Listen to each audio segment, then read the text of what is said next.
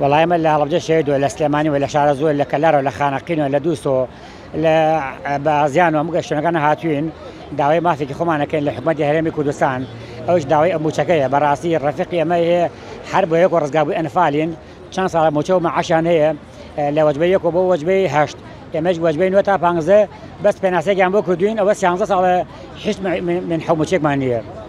باش وەکو دەزانین ئێستا بەهۆی بە حکومی ڕێککەوتنەکانی نێوان هەولێر و بەغداوە ناردنی ماف و شایستەدارایەکان زیاتر کەوتونەتە لای بەغداوە پێتان وانە پێویستە حکوومەتی بەغداش